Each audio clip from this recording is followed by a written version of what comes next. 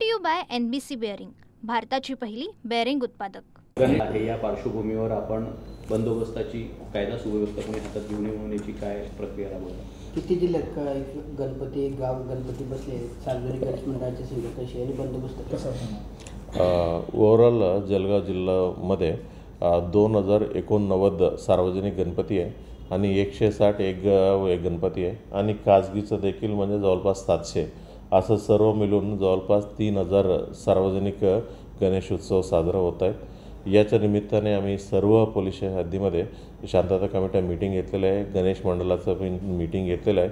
त्यांना सर्व जे आधीचा तयारीचा भाग आहे म्हणजे ते इतर डिपार्टमेंटसोबत कोऑर्डिनेट करणं आणि जे रूटमधलं कुठलं प्रॉब्लेम असेल तर ती करणं, विसर्जनाचं घाटचं व्यवस्था करून घेणं, ही सर्व तयारी आमचं झालेलं आहे. त्याच्यासोबत जे लोक मागच्या वर्षी आणि त्याच्यापूर्वी प्रॉब्लेम क्रिएट केलं होत्या अशा लोकांवरती प्रतिबंधक कारवाई देखील केलेलं आहे आणि तशा आम्ही जवळपास 255 लोकांविरोधात आम्ही जळगाव जिल्ह्याचा बाहेर काढण्याचा आम्ही आदेश काढण्यात आलेला आहे आणि ही जे लोक विसर्जनाच्या दिवशी किमान ते आपला जळगाव जिल्हा आणि आपल्या परिसरामध्ये राहणार नाही आणि त्याच्यानंतर 800 लोकांच्या विरोधात आम्ही बॉन्ड घेण्याचं कारवाई देखील केलेलं आहे आणि 10 लोकांना तडीपारीचं कारवाई आणि 1 माणसाविरोधात MPDAचं कारवाई करण्यात आलेलं आहे.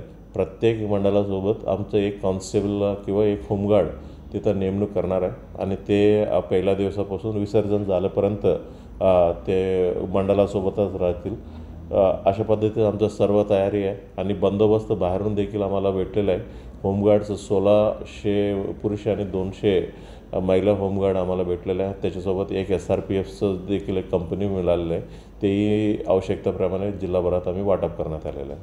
बंदोबस्त किती असेल एकूण आपला पोलीस कर्मचारी आणि जवळपास जिल्हा पोलीसचं 3400, होमगार्ड 1800 आणि एक कंपनी SRPF असा पूर्ण बंदोबस्त करणार आहे आम्ही. काय सर आपले सार्वजनिक सोशल मीडियावरून वेगवेगळ्या पोस्ट व्हायरल होत असतात, त्या पार्श्वभूमीवर आपली कशी तयारी राहणार आहे? सोशल मीडियावरती आमचं कडी नजर आहे. तर आमचं सोशल मीडिया सेल आम्ही ॲक्टिवेट केलेलं आहे. म्हणजे जे माणसं सोशल मीडियावरती प्रक्षोभक आणि जे शांतता भंग होईल अशी कोणताही पोस्ट केल्यावर त्याच्यावरती स्वतःहून आम्ही कायदेशीर कारवाई कराल आणि ज्या पोस्ट केल्यामुळे किंवा एखादी फॉरवर्ड केल्यामुळे एक कायदा सुव्यवस्था प्रश्न निर्माण झाला त्यांनी मेन सूत्रधार म्हणून धरून त्याच्या पुढील कायदेशीर कारवाई करणार आहे. आव्हान काय असेल?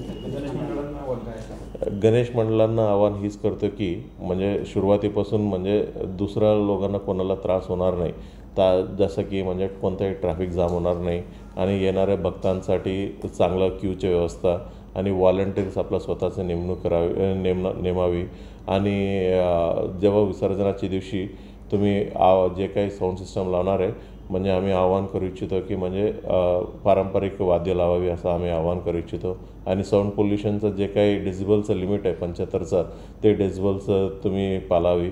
मागच्या वर्षी काही लोकांनी लेझर लावल्या होत्या, ते लेझर लावल्यामुळे काही लोकांना त्रास झाला आहे.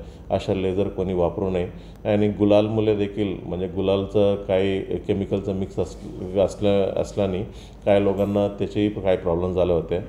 शक्य असेल तर म्हणजे गुलाल देखील तुम्ही अवॉइड करावी आणि पोलिसांना जे काही सूचना दिल्या ते सर्व सूचना तुम्ही पालन करावी असं आम्ही आवाहन करू इच्छिते आणि कोणताही प्रक्षोभक आणि असे कुठले गाणं कोणी लावू नये किंवा बॅनर्स लावू नये, प्लेकार्ड्स पकडू नये आणि सर्व आपलं कायदा टिकून राहील आणि आपला सर्व सण उत्सव चांगल्या पद्धतीने साजरा होईल. सर्व लोकांना म्हणजे आमच्याकडनं हीच आव्हान की तुम्ही आनंदाने डेफिनेटली साजरा करावी आणि फक्त दुसऱ्यांना कोणाला त्रास होणार नाही आपल्याकडनं आणि कोणताही कायदा सुव्यवस्थेचा प्रश्न निर्माण होणार नाही तेवढंच तुम्ही काळजी घ्यावी. सर, व्हॉट्सअप ग्रुप ॲडमिनवर पण काही कारवाई होणार आहे? निश्चित, म्हणजे असं जर कोणी व्हॉट्सअपवरती फॉरवर्ड केलं त्या कोणी ॲडमिन या व्हॉट्सअप ग्रुपचं आयोजन केलं आणि अशा पद्धतीचं जर चर्चा ग्रुपवरती चालू आहे आणि ॲडमिनने जर दुर्लक्ष केलं त्या व्हॉट्सअप ग्रुप ॲडमिनवरती पण ता कारवाई होऊ शकते. Brought to you by NBC bearing, भारताची पहिली बेअरिंग उत्पादक.